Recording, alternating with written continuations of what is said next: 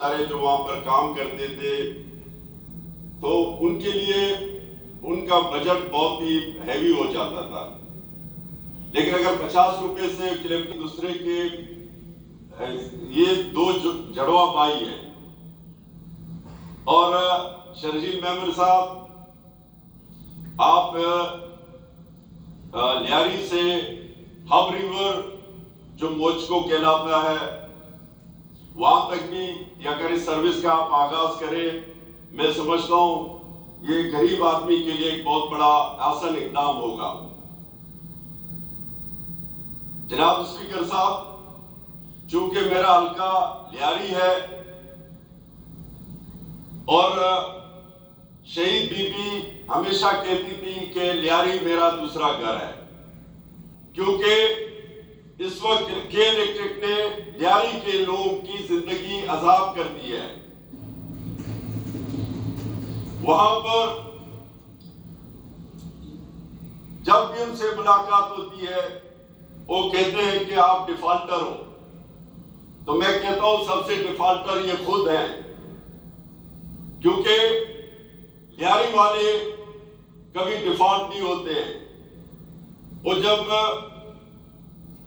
दूसरे यूटिलिटीज के बिल भरते हैं तो के इलेक्ट्रिक के बिल क्यों नहीं भरते हैं? ये एक बहुत बड़ा एक सवाल है। जब भी इनसे हम मिलते हैं वो हमें चाय पिलाते हैं, बिस्किट खिलाते हैं और वो कहते हैं गुफ्तन निशस्तन बर्खास्तन। जनाब स्पीकर, ये लियारी के ऊपर एक बहुत बड़ा जुल्म है, क्योंकि लियारी शहीद बीबी का दूसरा घर है। अभी चेयरमैन साहब जब उन्होंने लियारी को एक एजाज दिया, वहां पर सालगिरह का जो केक काटा गया, तो मैं समझता हूं कि उन्होंने हमें बहुत तरजीह दी लियारी वालों को। उन्होंने कहा कि लियारी वाले हमारे लाडले हैं। लेकिन ये कराची गैंगवार के इलेक्ट्रिक ने वहां जो जुल्म कर रहे हैं इस वक्त, तो ये जुल्म लियारी वालों के बर्दाश्त से बाहर हो रहा है।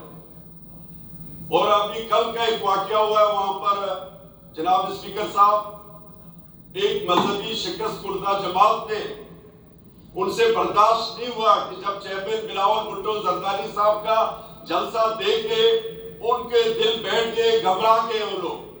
उन्होंने कल बुजदली का सबूत दिया और छोटे छोटे बच्चों को आगे करके हमारे पैरा फ्लेक्स उतारे गए और उनको जलाया गया। तो ये वहां पर इंतशार फैलाना चाहते हैं, लेकिन हमने कभी उनकी तौहीन नहीं की, उनके परचम को कभी हमने नहीं उतारा। कहीं भी हम हमेशा उनके साथ चलते रहे।